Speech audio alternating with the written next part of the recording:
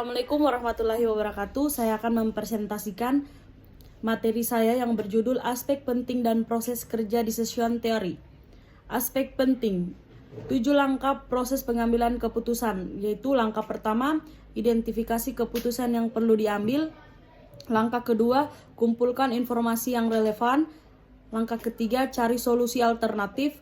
Langkah keempat, pertimbangkan bukti. Langkah kelima, pilih dari sejumlah alternatif.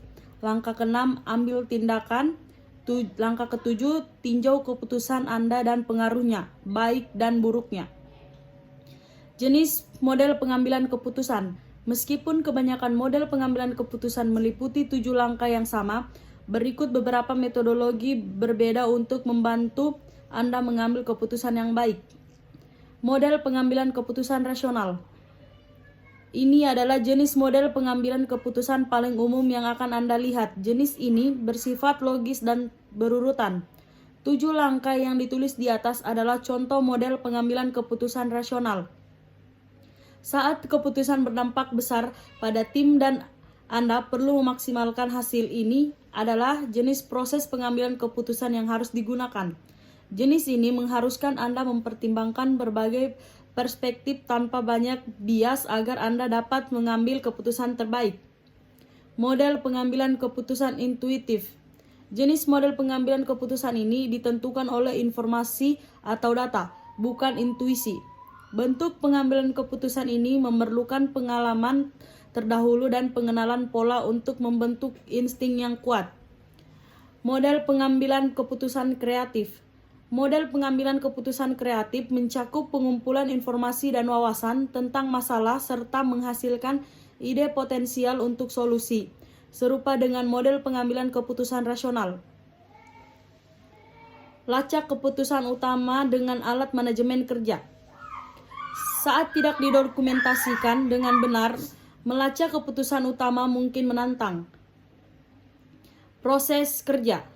Yang pertama, pengambilan keputusan adalah hal yang biasa dihadapi manusia sehari-hari, dari yang sederhana hingga yang paling rumit. Kedua, keputusan yang terbaik yang dapat dilakukan adalah untuk mendekatinya dari berbagai perspektif sebanyak mungkin dan kemudian memiliki tindakan yang tampaknya masuk akal dan seimbang pada waktu itu. Mungkin ada beberapa pertanyaan, masalah dengan keinginan yang ada pada diri kita. Dan tentu kita ingin menjawab semua pertanyaan, masalah, dan keinginan dengan benar. Di dalam pengambilan keputusan, ada beberapa alternatif untuk memecahkan masalah. Yang pertama, proses pengambilan keputusan sebagai usaha untuk menentukan suatu alternatif dari berbagai alternatif untuk memecahkan suatu masalah. Kedua, pengambilan keputusan adalah proses pengalihan suatu alternatif secara bertindak dengan metode yang efisien sesuai situasi untuk menyelesaikan suatu masalah. Ketiga, pengambilan keputusan sebagai proses di mana serangkaian kegiatan dipilih sebagai penyelesaian suatu masalah tertentu. Keempat, pengambilan keputusan merupakan bagian kunci kegiatan manajerial. Kelima, pengambilan keputusan merupakan proses kognitif yang kompleks dan sering didefinisikan sebagai suatu upaya memutuskan serangkaian tindakan tertentu. Terakhir, pengambilan keputusan adalah suatu proses berpikir dalam menentukan pilihan terbaik untuk menyelesaikan suatu masalah dengan langkah-langkah yang berurutan. Rasional adalah cara berpikir menggunakan penalaran atau logis berdasarkan data yang tersedia untuk mencari kebenaran faktual, keuntungan, dan tingkat kepentingan. Orang yang memiliki kemampuan berpikir rasional dengan baik akan memiliki motivasi yang kuat terhadap segala sesuatu, baik saat belajar, bekerja, beraktivitas, maupun saat mengalami kegagalan atau suatu tekanan.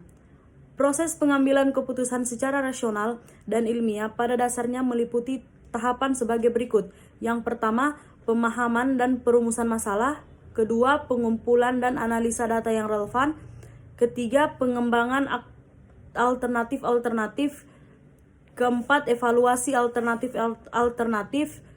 Kelima, pemilihan alternatif terbaik. Keenam, implementasi keputusan. Terakhir, evaluasi hasil-hasil keputusan.